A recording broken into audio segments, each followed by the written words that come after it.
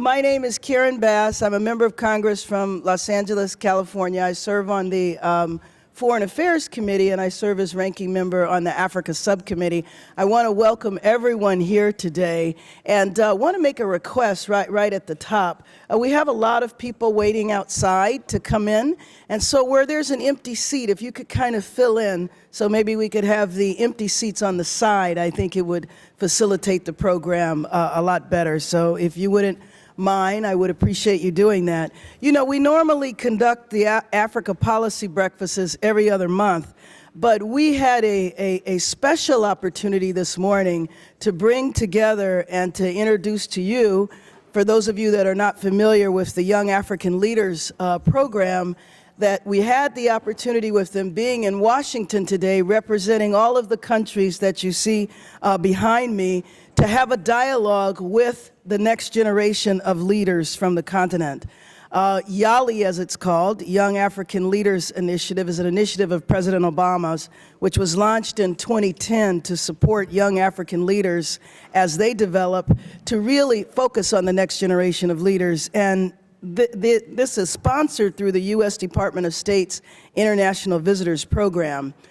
We want to get started right away because, you know, as we do these events, we always like to have the maximum opportunity for a dialogue with the audience. So I want to right away introduce today's moderator. We are very privileged to have Mr. Shaka Sali, who will be moderating today, and I'm sure many people are familiar with him because you see him on VOA, and his program is transmitted throughout the entire continent of Africa.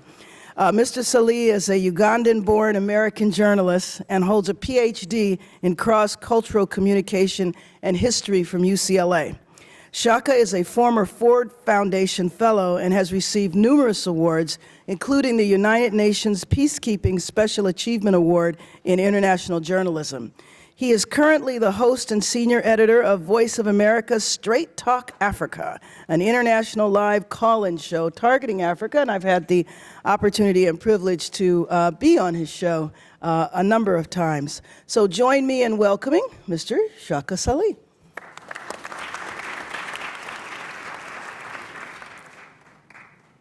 Well, Congresswoman Karen Bass, Your Excellencies, the ambassadors from the different countries on the African continent.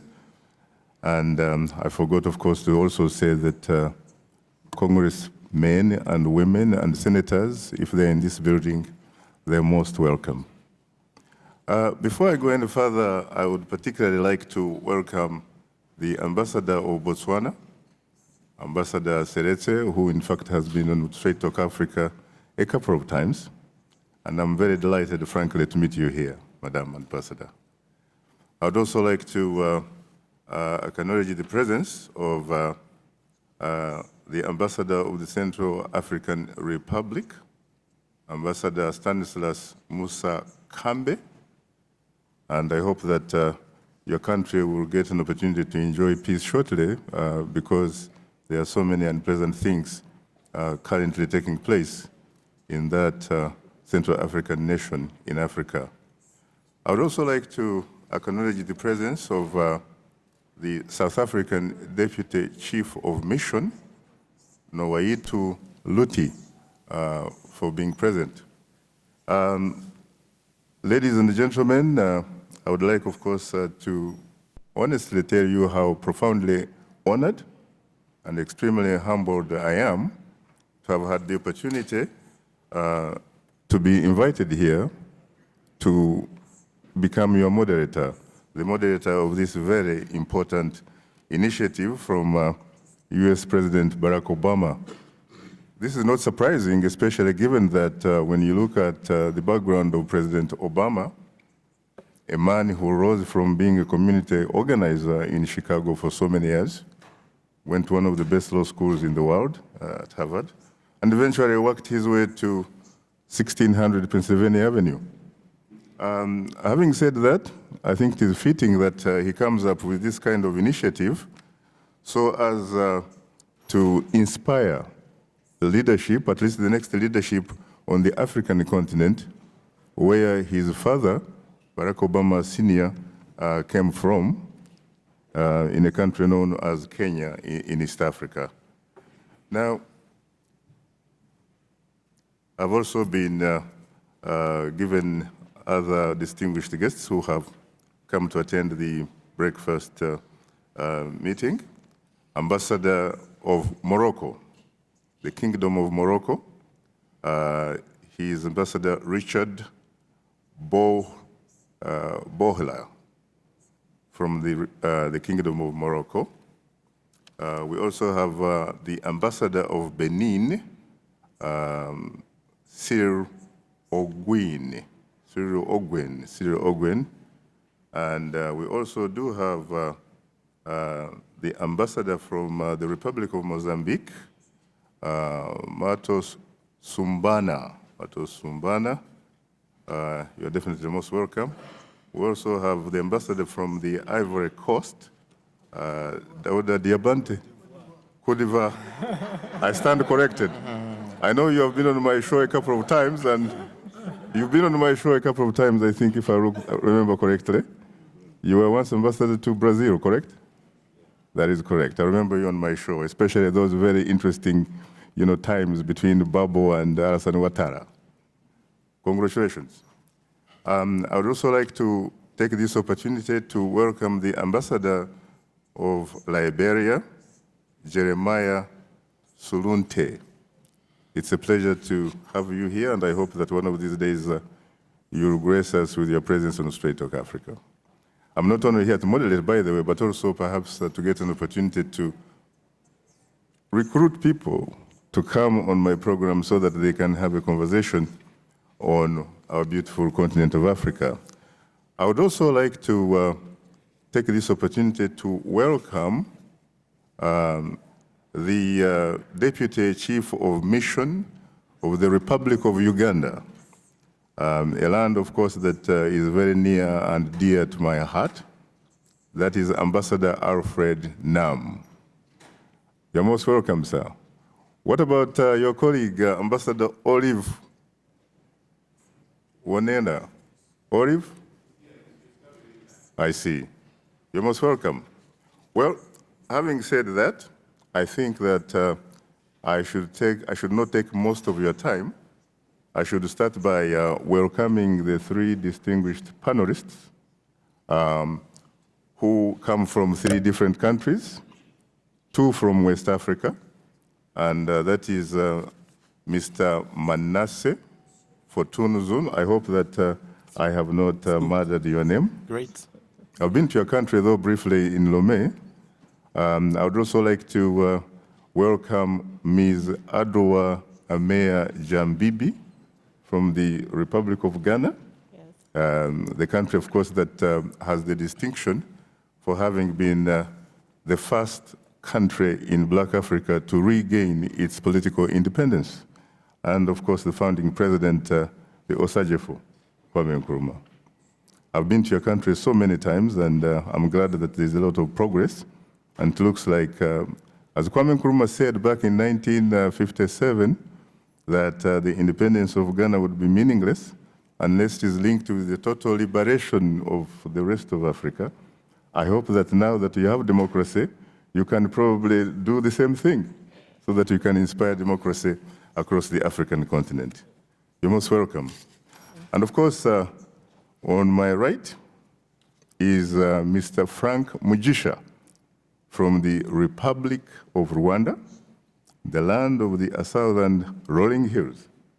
He is my neighbor. In fact, I come from Kampala, Uganda, which is about 1 hour's drive to his capital of Kigali. You're most welcome, Mr. Mugisha. Now, without further ado, I would like to, first of all, really provide you very briefly who these people are. Manasseh is a youth advocate who provides training on public speaking and confidence building to young people at the University of Kala. Manasseh is interested in American society, politics, and culture. He is also interested in the role of social media in mobilizing youth and how NGOs work cooperatively for the good of the community. I would like to give you an opportunity, Manasseh, to brief us like 3 minutes.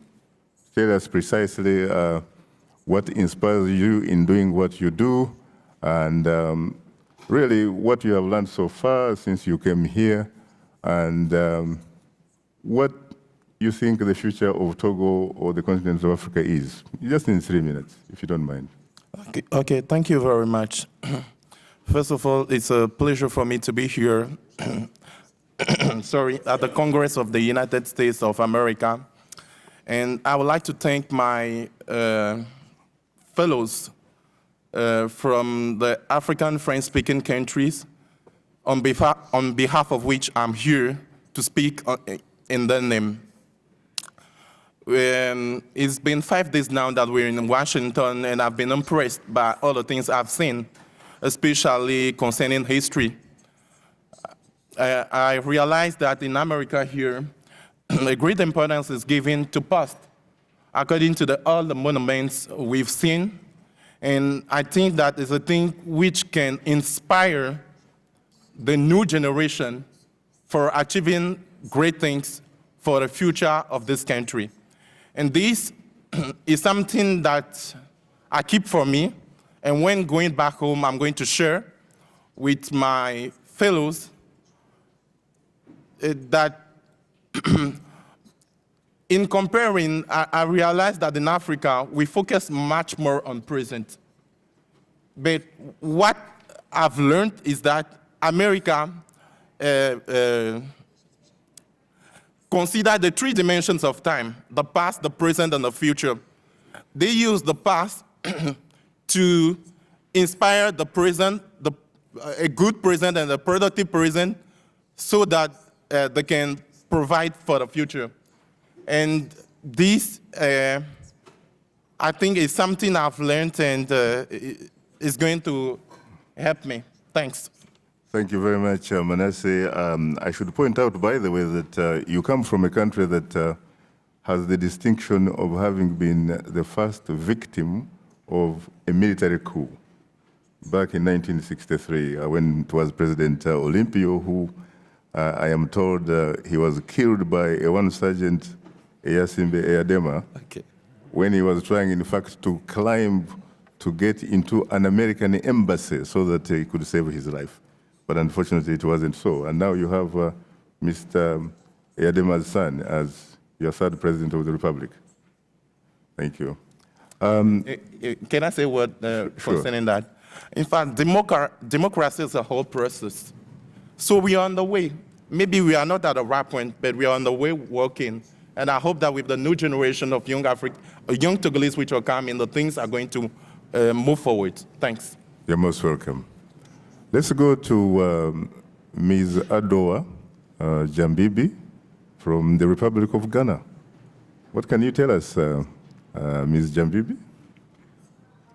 Thank you very much. And I really appreciate this opportunity to be here in America and to be able to understand the U.S. democratic systems and its political systems as well. And I believe so far, I think the U.S. has been a very role model to Ghana's democracy. I think Ghana's democracy so far has been learning a lot from the U.S. And I also believe that this leadership program is very important because it's going to help to help me explore the diversity of views held by Americans and how it contributes to a dynamic and resilient political system that includes free, fair, and open elections. And it's also going to help me to use the social media and the U.S. political system and understand it much better and how well it could help me to apply it to contributing to Ghana's democracy. Because I believe that democracy is one of the best ways in which every country can be able to make a much more improvement in every area of their lives. And U.S. democracy, honestly, is very commendable. And so far, I think being in the U.S. here, it's been able to help me relate practically well with all the systems of governance and all, as my colleague said, the past, the present, the future. And I think looking back at U.S. past, the present, and its future, I think it's very, very commendable. And I think Ghana is really proud to be a part of this program. Thank you very much. Thank you very much, my sister, Jambibi. Let's go to my immediate right, and that is Frank Mugisha, the man that comes from the land of southern rolling hills. Sorry, Mugisha, I think that we all need perhaps to take 1 minute really silence in honor of the victims of genocide of 1994. What can you tell us about what has happened so far? Have you been able to get out of the woods? Yeah, thank you. Yes, Rwanda experienced a big tragedy in 1994. There is tremendous progress that is going on in Rwanda. People are peacefully living together. There's a lot in economic development that is being achieved. And I would like to point out, related to the program that we are in here, is that which related to the youth. In whatever that has been achieved in Rwanda, there is a big role that is being played by the youth. We saw that during 1994, the youth was negatively used by the bad government at the time.